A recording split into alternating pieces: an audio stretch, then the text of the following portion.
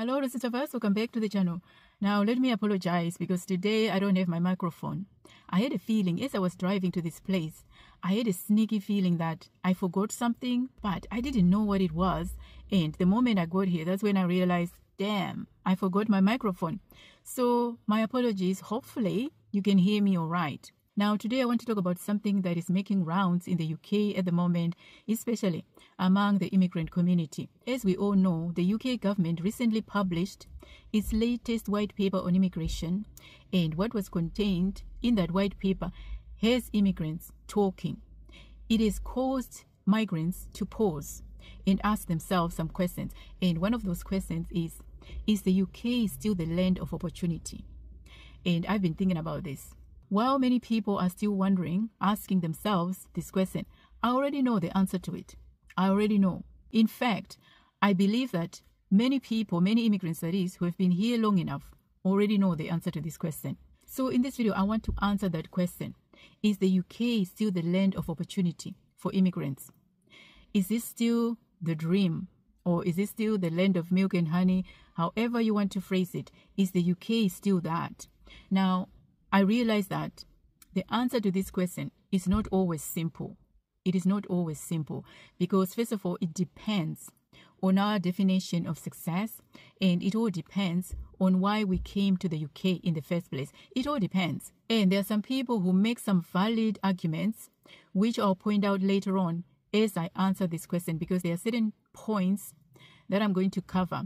But I'll get to it in a bit because I don't want to preempt that point. But here's what I know for sure.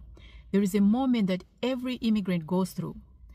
It is that moment when something inside of you shifts, when the excitement fades, when you realize that the honeymoon is over. That excitement that you had when you relocated, when you landed at Heathrow or Gatwick, when you realize that actually that dizziness is over. When you start to see life in the UK for what it really is.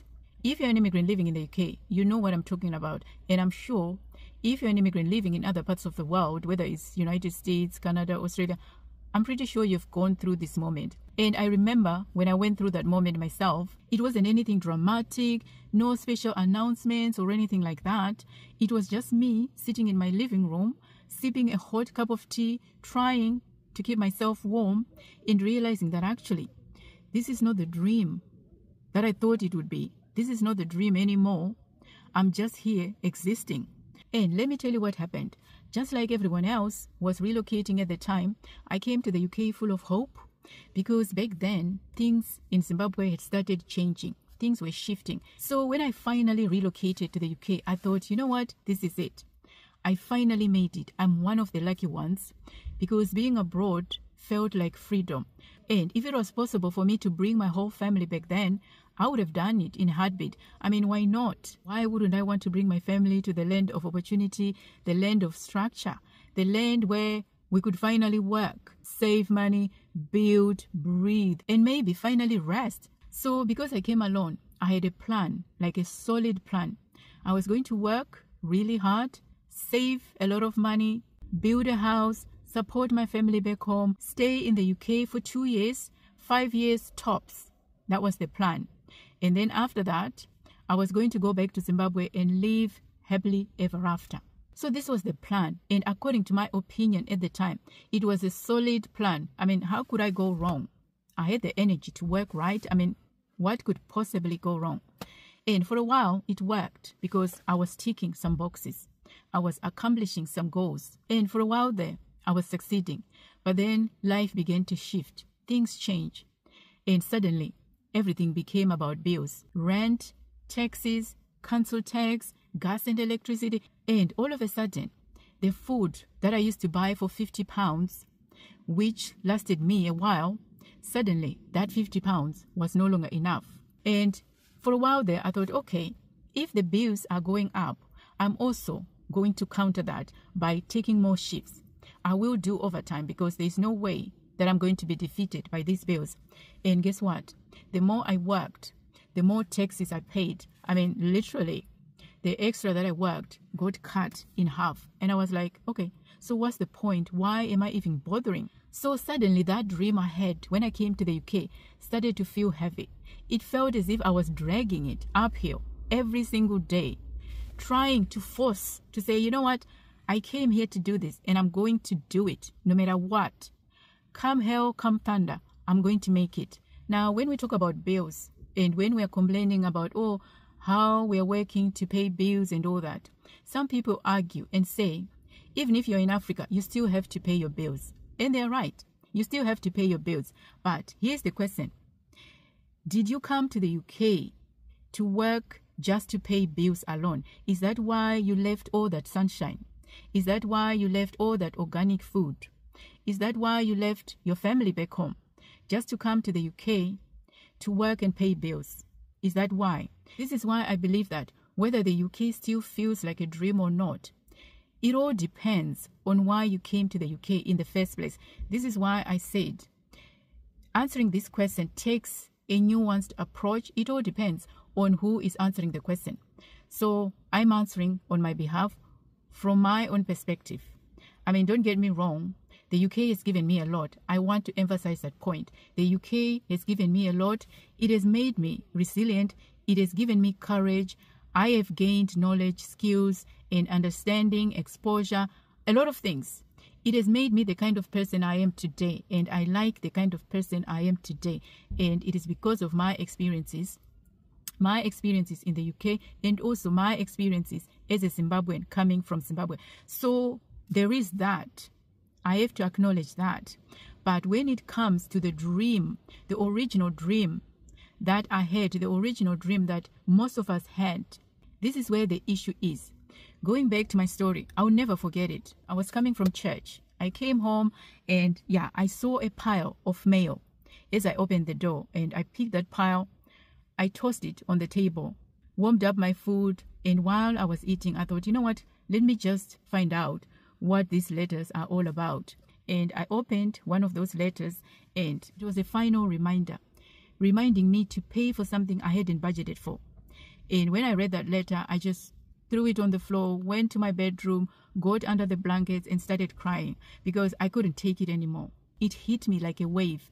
I was exhausted, not just tired, but exhausted, emotionally, physically, mentally, spiritually. I was exhausted.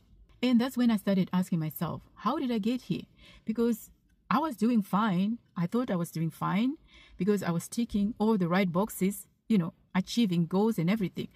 How did I get here? That's when I realized that the UK was not the dream I thought it was at first. I realized that I was living in Fantasyland. And I also realized that the UK was just another place to survive. And that was never the plan. I didn't come to the UK just to survive. I came to thrive. But unfortunately, I was having to face reality, my reality, because no one had set me down before I relocated to say, you know what, when you go to the UK, you are going to be paying endless visa fees. No one had told me that the system you're going to is going to keep moving the goalpost. No one had told me that the immigration rules would keep changing.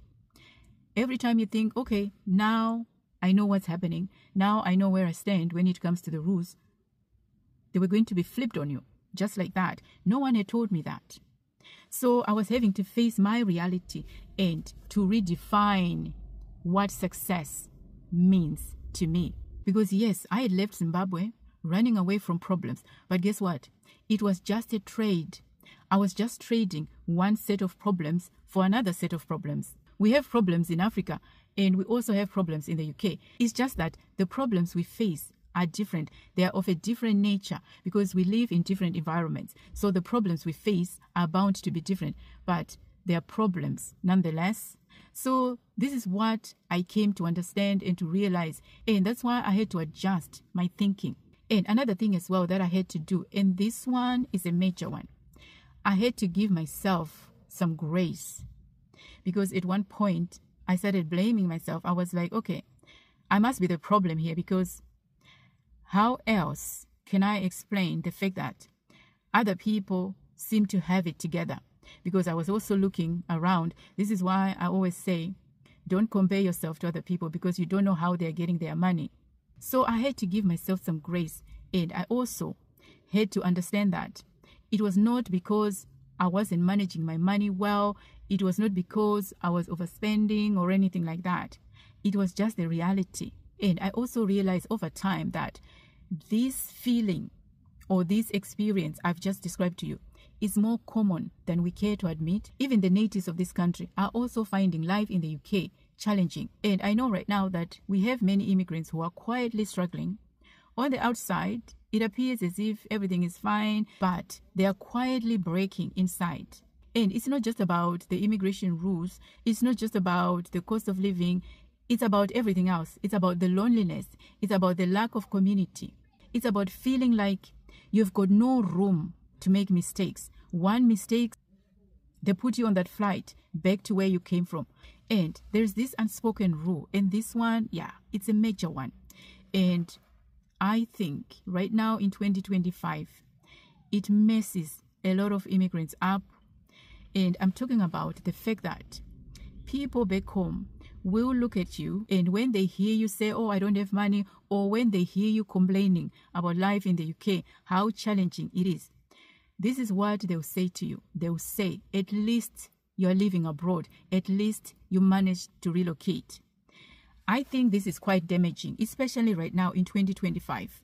I think if you've got a relative who lives abroad, whether it's the UK or another part of the world, if they call you, if you're talking to them and they're trying to pour their heart out, hear them out. Don't dismiss their feelings. Don't say, oh, at least you're not in Zimbabwe. At least you're not in Nigeria. At least you're not in Kenya. Because if you are in Ghana, you wouldn't have electricity right now. If you're in Zimbabwe, the water would have gone right now and all that.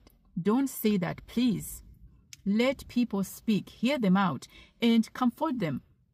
Because at the end of the day, that's what life is all about. It's not that they're going to be on the next flight back to Zimbabwe, back to Kenya. No, that's not what it means. They just want you to listen and to acknowledge their feelings and what it is that they're going through. So, in conclusion, is the UK still the land of opportunity? Is the UK still the dream? The short answer to that is yes, it can be the dream that you want it to be. But here's what's important to remember. There are times when you may have to adjust your expectations. There are times when you may have to dream another dream, a different dream. You may have to take a different direction. It's all about opening your eyes to what is happening and redefining your life. Redefining what success means to you. Because sometimes real success or real freedom is not about where you live. It's not about what is happening in the UK. Sometimes real freedom, real success comes from facing reality and finally being honest with yourself. So anyway, this is what I wanted to share with you in this video. I don't know what you think. As always, you know what to do in the comment section. Don't forget to give this video a thumbs up. I'll see you in the next video. Take care.